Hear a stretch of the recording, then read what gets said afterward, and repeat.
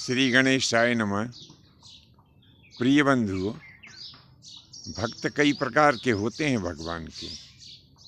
प्रथम भक्त वो होते हैं जो तपस्या के बदले भगवान से कोई ना कोई ऐसा वरदान मांग लेते हैं जिससे कि दुनिया में उनकी कामनाएं पूरी होती रहती हैं। फिर कुछ भक्त ऐसे होते हैं जो भगवान से अच्छे अच्छे लोक मांग लेते हैं। कई भक्त भगवान से उनका स्वरूप मांग लेते हैं और अनेक भक्त ऐसे भी होते हैं जो भगवान से मुक्ति मांग लेते हैं। अब आप समझ रहे होंगे कि मुक्ति से बढ़कर तो कुछ होता ही नहीं है। मुक्ति में जो सुख है वैसा सुख कहीं भी नहीं है। यदि आप ऐसा सोच रहे हैं तो मेरे मत से आप सही नहीं सोच रहे हैं। हम पिछले भागों में संतों की चर्चा करते आए हैं। हम एक बार फिर उसी विषय के ऊपर चर्चा करेंगे कि जो संत होते हैं, जब उनकी तपस्या पूर्ण होती है, भगवान उनके ऊपर प्रसन्न हो जाते हैं और जब भगवान संत को वरदान देने के लिए आते हैं और प्रभु कहते हैं कि हे भक्तराज वरदान मांगिए, तब संत भगवान से कैसे वरदान मांगते हैं? संत दोनों हाथ जोड़ करके भगवान से कह देते हैं कि प्रभु मुझे कुछ नहीं चाहिए, मैं केवल एक ही चीज़ मांगना चाहता हूँ कि मैं जहाँ भी रहूँ परोपकार के अच्छे कार्य करता रहूँ। भक्त ऐसा ही वरदान मांगते हैं भगवान से।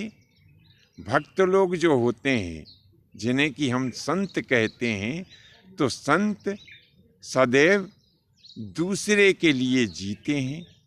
और इतना ही नहीं, कभी कभी तो संत लोग परोपकार के लिए अपने प्राणों का उत्सर्ग भी कर देते हैं।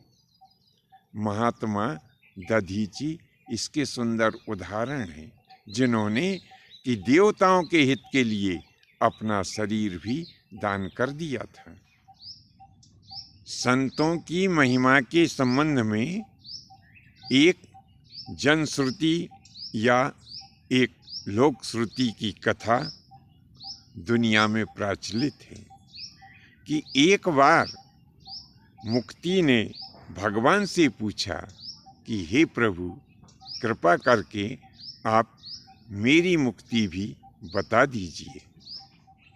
तब भगवान हंसते हुए कहने लगे, अरे मुक्ति सुनो, यदि तुम्हें स्वयं की मुक्ति करना है तो हम जैसा कह रहे हैं वैसा ही तुम्हें करना चाहिए। तो मुक्ति कहने लगी कि भगवान मैं क्या करूं? तब भगवान ने कहा कि सुनो, कि पड़ी रहो बा गेल में, साधु संत जहाँ जाए, उड़ उड़ रज मस्तक गिरे, तो सहज मुक्ति हो जाए। हे मुक्ति, तुम वहाँ चली जाओ जहाँ पर साधु और संत रहते हैं, क्योंकि उनके पैर की धूली जब उड़ उड़ करके और तुम्हें लगेगी तो तुम्हारी सहज में ही मुक्ति हो जाएगी। यहाँ पर मुक्ति का मूल भाव किसी दिव्य लोक की प्राप्ति से बिल्कुल नहीं है। यहाँ पर मुक्ति का मूल भाव दिव्य आनंद की प्राप्ति से है।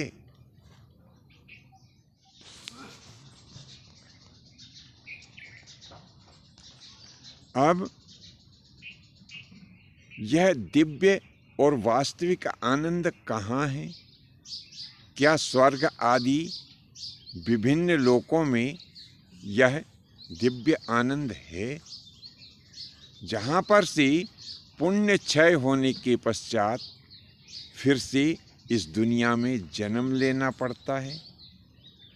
तो जब स्वर्ग आदि लोकों की प्राप्ति के पश्चात पुण्य क्षय हो जाता है और फिर पृथ्वी के ऊपर जन्म लेना पड़ता है, तो इससे यह सिद्ध होता है कि इन लोकों में वह दिव्य आनंद नहीं है।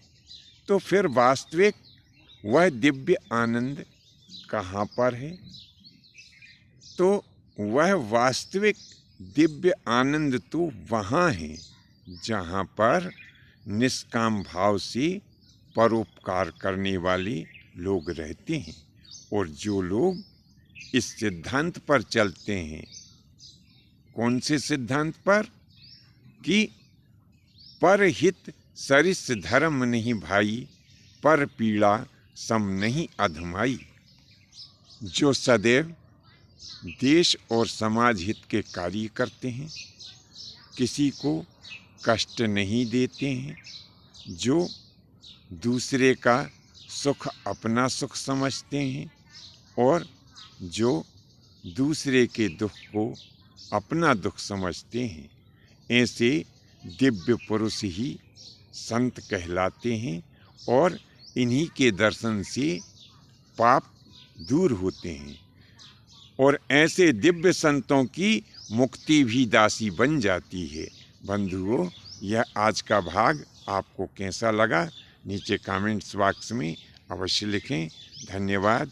जय माता की, जय परशुराम।